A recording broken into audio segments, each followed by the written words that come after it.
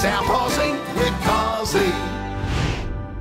Welcome back, folks. Tucked away in the back streets of Brompton, there is a business that is absolutely thriving, and there's a chance you may never even have heard of it. These guys here at Adelaide Press Metal are full on into the history of South Australia. So much so that they've made a whole business out of it. And what I love even more is the fact that their business has grown so large, it's spread from South Australia to Australia and even overseas.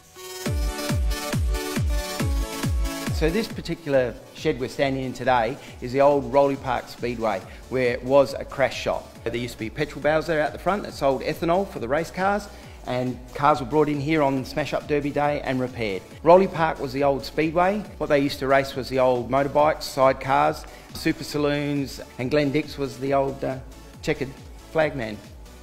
Rolly Park's got lots of history, but the history of press metal here in South Australia goes back like way further. Australian Press Metal was formed in early 2000. We had the opportunity by a company called T.W. Ingham's. T.W. Ingham's was a company that made fibrous plaster mouldings, but they also had a press metal division. What's press metal? Well, it's this fancy stuff you find on walls and ceilings, especially back in the olden days. To make it, they put sheets of aluminium through what's called a die, and it makes these really funky patterns. But what on earth is a die? A die is a cast iron impression of the mould, and that's what gives you all these different patterns. And because these dies were made from cast iron, during the war, many of them, in fact most of them, were melted down to make weapons and help with the war effort. But by sheer luck, the T.W. Ingham's dies were sitting in an old shed hidden somewhere in Adelaide, and they were never touched.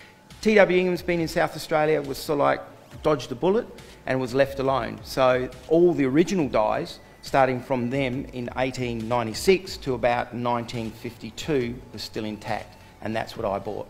Can you imagine how he felt when he stumbled onto a shed full of these historic dies that are just so old? To everyone else, they just look like an old shed full of rubbish, but Phil knew the value and the history. The first time I went there, my hair stood on end. You know, to walk into a place where you're seeing dies from 1896, and they wanted me to throw it in the bin. Obviously, I'm a pro-cool South Australian. There was no way that was going to happen because anything can be fixed and anything can be restored. Where would you use press metal? Number one, splashbacks, fantastic. Outdoor kitchens. More and more people are now wanting that outdoor kitchen. It works great also for behind the barbecues. Around fireplaces, it's heat resistant, it's aluminium, so it's not going to damage. Bathrooms, it's water resistant. It's aluminium, aluminium doesn't rust. So there's just so many applications where you can use press metal.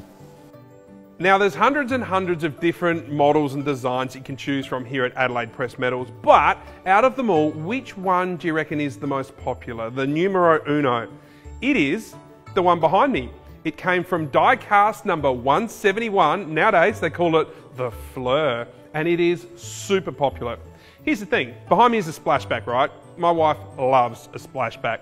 If you do it in pressed metal, it's about a third of the cost of glass and half the cost if you did it in tiles. Is that right, boys, or the other way around? Other way around. It's half the cost of tiles and a third of the cost of glass. Is that right? Yeah, that's right. It is so amazing to come in here and to think you're picking something up from 1896, and keeping that in the marketplace is just fantastic. Believe it or not, you actually know what press metal is because when you look around Adelaide, just look up. When you're on the corner of King William Street and Hindley Street, the Mayfair Hotel, look up. Walk around Old Adelaide, down Rundle Mall, down Hindley Street, you'll see the original press metal from T.W. Ingham's everywhere. Press metal today, rule of thumb, is $100 a square metre. So if you're doing a feature wall in your bedroom behind the bed, if it's 4 metres by 2 metres high or 3 metres high, 12 square metres, $1,200. There you go. Very simple maths. Great. So very price competitive. Folks, here's a South Australian owned business, and if we don't support them, well, I reckon our whole country's cactus, and that scares me. These guys are now selling their products interstate and also overseas. I don't know anything about press metal, but I really enjoyed looking through the showroom, and I hate shopping. Every house could be spruced up a little bit with press metal. What I really love about it, every time we redo a die and every time we bring it into the marketplace, there's a real sense of South Australian history. That's what I love. Adelaide Press Metals has blown me away. Like, first thing, outside this building, it is just so beautiful. Second thing is, you walk inside and there is literally something for everyone, because there's about 600 or 700 different designs for you to choose from. The third thing that blows me away is the history. You come here and you buy something and it's made from the same die that made stuff back in 1890. So you have that history in your house. It's incredible. South Aussie with Cosi.